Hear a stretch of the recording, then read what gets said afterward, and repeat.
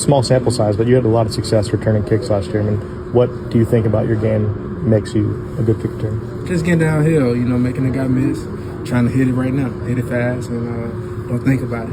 Don't tiptoe, don't do none of those things, just hit it. Because the way the kick return set up now is, when you see a gap, you can hit it, you can crease it.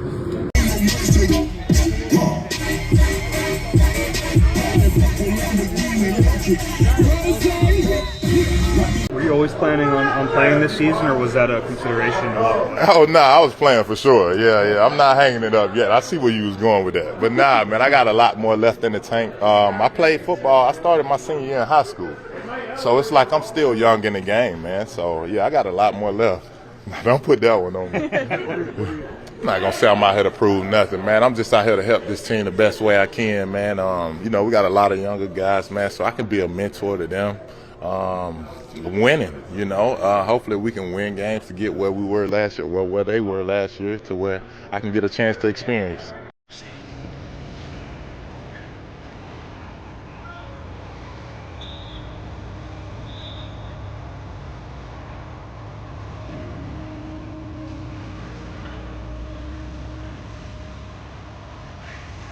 I know here team success is individual success. How do you balance being your own competitive person with yourself? You have high, lofty goals with the team goals, coming off a week where you didn't see the ball as much as you would probably have hoped, and going in and staying focused for this week. I just try to stay locked in on my assignment, working on things that I need to get better with, and be ready when my numbers called. So that's the only thing I can focus on, and like I said, be ready. Yeah. Thank you. What do you see from the Chiefs? And I know it's only one game, but what kind of I've seen a lot of stuff on the internet. Had zero separation and all that hurried bullshit. on the decoy, all that. And which is crazy because none of those things are true. I got zoned the entire game. I didn't get not one single man rep. So.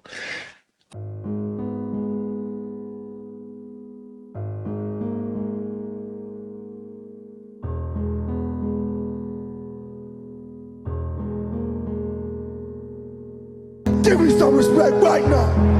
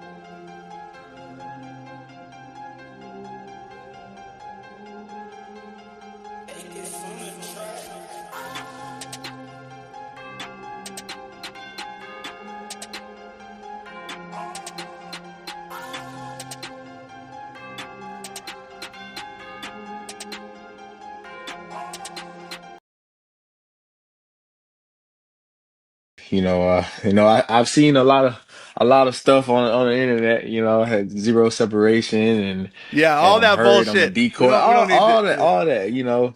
And which is crazy because none of those things are true. I got zoned the entire game. I didn't get not one single man rep. So obviously there won't be any separation, and I'm not hurt and I wasn't a decoy. Just kind of how the game went. So I just know I'm excited for week 2. Big week 2 ball game coming. There, I'm going 10 for 148 and two tugs. Hey, prayers up, prayers up. Jalen, I know motto has been looking forward this year, but obviously playing the Chiefs. Is it hard not to maybe get up extra for this game and what is a rematch between two teams that have played twice in 3 years? It's just another opportunity for us. That's been my approach on it. We got a lot that we can learn from this past week. We know we're playing a really good team. It's a new team, and we're a new team. But just approaching it with that mentality and just taking it really a day at a time with our preparation. You get extra excited for going up against Patrick Mahomes, someone that's viewed as, if not the best, one of the best quarterbacks in the league. You faced him before. Does that get you extra up for a game like It's this? just another opportunity. I look at it as another opportunity. Looking inward and just focusing on the things that we can build on as a team. As I said last week, there are a lot of opportunities to grow from. We're playing a new team. We're a new team, and we just want to approach it with that. Be diligent every single day in our prep. I know it's just one game, but do they look any different than the Chiefs that you've become accustomed to, having seen them so much over the last 3-4 years? It's a different team. It's a different team. They have their leaders, and they've always had their core, and they've always been, well renowned for being disruptive and then playing and being able to score the ball and just playing really good team football. And so it's a well respected organization. It's a tough stadium. It's known as a tough stadium to play in. You were there 2 years ago and you won. Anything you can learn from going there? Anything valuable takeaway from playing there already? I think the most important thing when you go into any game and any hostile environment is just to have great communication and really come together and being on the same page. And when we do that, so we're all aligned, we're out there on the field. So gotta play with good urgency. Nick was talking about the experience of watching the tape from the Super Bowl and saying that there's an emotional element when he gets to a big play like the dagger, but he can separate that from the business at hand. What's that experience like for you when you're going back and reviewing the film in preparation for this game? You're watching it with the purpose of trying to learn and prepare for the game that's to come. In the post-game comments you had, and then in the post-game speech too, you specifically mentioned discipline a few times. What was that? Is that on-field discipline? Is it throughout the week? What were you referring to specifically? Discipline is discipline, right? A hit dog, a holler. So however it hits you, that's what it applies to. I think there are elements in our preparation that we can be disciplined on. I think we could have a next level of obedience in doing that, and that's just a challenge. That's not that's not necessarily a call out. It's more so a challenge of, man, when we play disciplined football, when we have discipline when we're disciplined in our preparation, when we have great attention to detail, we can go out there and be confident that good things will happen. So overall discipline, overall focus, that's a lot of the game, and that's it's important. Kevin Batul mentioned that he felt like a Monday review of the film was positive and going over what may have gone wrong. What kind of conversations did you have with AJ and Devonta after that in terms of like getting them more involved? As an offense, we just came back and said we want to go out there and play efficient football, and we want to be all in on the collective. You've talked before about the process of finding the identity for each offense each year. I guess how have your past experiences informed this experience you're going through now? Say that again. The search for the offensive identity. Yeah. In the last few years, you've talked about how that process has gone for you in the past. I guess how do those past experiences inform this year? It's the same approach. It's the same approach. It comes as it comes, right? But you have to embrace, the process. You have to go throughout the process and just remain diligent in it. Have a calmness about yourself and be patient. Let all these things come to you. And I think as a quarterback, that's very important when you're talking about identity because you got to go out there and just execute things and really play the game and play the position. And so that goes a lot into being aligned with KP, as there isn't really an identity as we try and establish that identity, I'd say, for better words, and just roll and play football, play team football. If I can bring you back to the first 2 games in 22, it was a quiet game for Devonta in week 1, and he had the most yards of his career in week 2. Is that a deliberate effort on your part, on the offense's part, for Devonta to have that type of game? Deliberate by me? I wouldn't say. But I think the ball has its way of finding you when it comes. I think it's just about taking advantage of the opportunity. Those things happen, and the more you can just set your eyes on the collective of trying to go out there and win ball games, those things fall into place as they're supposed to. And so that's the approach. Talked a lot about the unknowns going into the Cowboys game and after it. It seems like they blitzed you guys a lot from the edge in the second half. Was that just, and you guys struggled with it a little bit, was that just a product of not seeing that on film? I think there's a sense of unknown. And even when you think you really don't know. So it comes down to preparation ultimately. But that's a credit to them. And I think, again, it's going to come down to communication on our end, being on the same page and being aligned and playing team football. When you're playing a team that's trying to get their get back, I guess is the best way to put it, having been on both sides of that, what have you learned about what's important in terms of being able to match energy and be able to tackle that? You just want to make it about the things you can control. Truly make it about the things you can control. We can go out there and control our preparation daily, control our effort, control our discipline and the things, and have that right focus and have confidence in our preparation, go out there and play. And we're just trying to make it about that. This 5 years starting now, do you feel like you've seen everything that defense can throw at you? Are you playing smarter, would you say, because of that 5 years, not forcing it? I'll always say there's always room to grow. There's always more to see. And I'm a sponge, and I'm very diligent and humble in that, trying to learn as much as I can from all the different coaches that I've had and really assess and be able to self-correct even in terms of seeing some of the things that I've seen and looking at them and learning from the good and the bad. And so it's just a journey, man. You never stop learning. I haven't arrived in terms of seeing it all, so I wouldn't say that. Does the same concept apply to coaches you face against? For instance, when you face a Steve Spagnuolo defense, it's your 5th time doing this now. Do you catalog, got game 1, game 2, game 3, game 4, so you have those notes, if you will? I mean, you have all those things to have for reference. Definitely keep those things in the office while understanding that the game changes and the game evolves and teams change. And so, overall, you're dealing with someone that is very, very high IQ at a game of football, and he calls it that way, and he coaches it that way, and that's something that jumps out on the tape. And so, got a lot of respect for him. Having a couple of standout receivers that are more focused on the collective, what's the importance of that, and where do you think it comes from? Say that again? Having a couple of standout receivers in AJ and Devonta who are more focused on the collective, what's the importance of that, and where do you think it comes from? I think that's a question for them. Ultimately, it is about the team. You've got a good chemistry with Calcaterra through the years here. How are things coming with Granson at the summer training camp? Yeah, Grant's one that's always, he's always been knocking on the door, trying to get the work in the summertime and build that rapport and get to work and put a lot of hours in here. So he's always been in a great place. As far as running, how's it different when it's a design run versus a scramble? One's designed and one kind of just happens. Is it the presentation of the defense? Do you run different in those situations? I think one's designed, and then one is you're going through with the intent to push the ball down the field, make plays in the pass game, and it happens. Kind of happens naturally. So you've done a very good job. With the Jalen Carter incident, it's now been a few days. You guys are back here. Have you spoken to him, and as a leader of the team, is this something where you feel a need to speak up on it? About, you mentioned discipline, and have you talked to him or the team about it? No, I've already expressed my comments on it, and I've already expressed my comments on it. I've already had that conversation with him, and so we turned the page on that, and we're onward forward to this opportunity we have this week. Okay, thanks, Joe. Thank you. Thank you.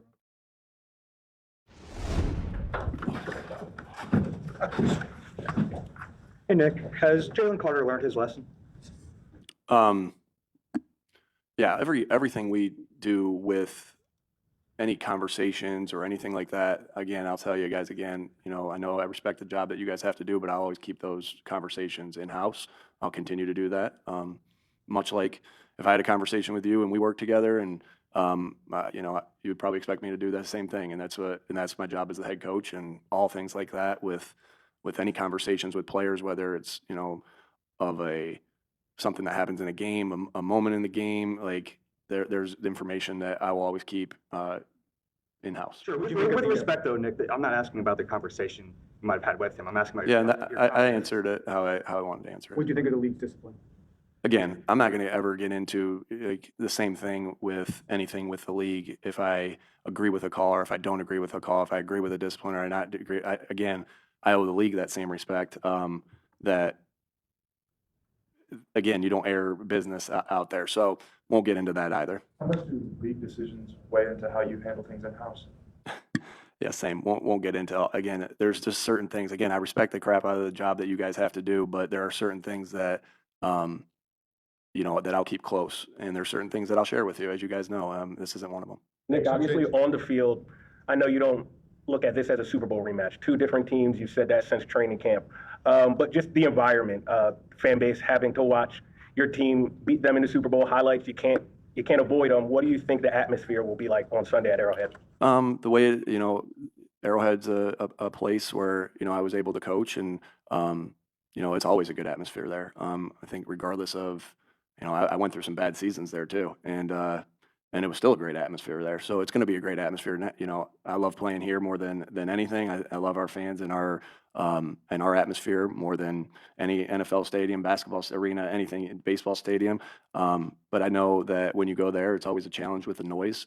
It's a loud stadium. Their fans get rowdy, and it will be a great atmosphere. And I know they're ready for that because of all the primetime games and big playoff games that they've played in. And us, we feel the same way, that we'll be ready for it, and we'll do the right things in preparation to get ready for it, to have ourselves ready. Nick, Jalen said that he's gained confidence as a result of last year and the successes. In what way have you seen that confidence manifest day to day? Yeah. Again, what I admire so much about Jalen is his consistency. That he constantly is working to do everything he can do to help the team win the football game, and so you admire that. So it's hard for me to say that I see differences in any way he acts as far as his preparation or his work ethic or anything, because it's always been top notch, and he's so consistent. But you can tell the confidence. I think just by the way he goes through. You guys get to see it in the game, but we get to see it on practice. Just how he goes about every part of running the offense, and being the quarterback of the football team, whether it's his ability to get through reads and get to reads quicker, his ability to have command at the line of scrimmage with checks and different things like that. I just continue to see that rise. And as that rises, right, we've seen this in this league so many times where, the longer a quarterback plays, the more they've seen, the better they are. And I think that's where the confidence comes from. I know my confidence comes from obviously, our execution in practice, for that week, and execution in past games, which make you comfortable doing certain things in the game. And so that's where confidence is built in your practice and your preparation. And that's not only for players, that's for coaches that are, making decisions in games as well. So these are two different teams that played 7 months ago in the Super Bowl, but how valuable is that tape, especially pertaining to Saquon? They kind of did a good job modeling him up. What can you learn from the tape 7 months ago? Yeah, when you play a division opponent, when you play a division opponent, there's certain checklists you go through. Those are like, keys to a certain type of week. Well, one of the things is keys to it the second time you play an opponent. Well, this is a short matter of time. So since I've been here in 21, there's been 4 teams that we've played every year.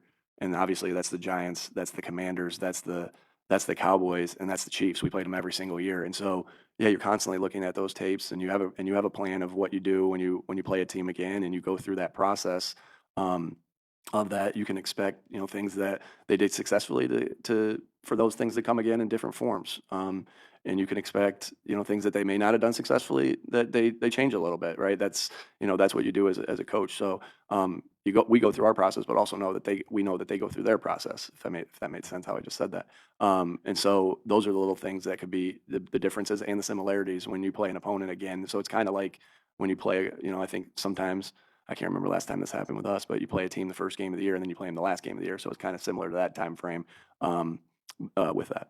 Nick, when Jalen Hurts was under center or pistol, you guys overwhelmingly ran the ball. When you're in shotgun, you overwhelmingly passed the ball. Did you, in self-scout, feel that had anything to do with the lack of... That's on first, second, and third down, or just first and second down? That was all. Yeah, like when you look at numbers like that, you're always constantly looking at your self-scout.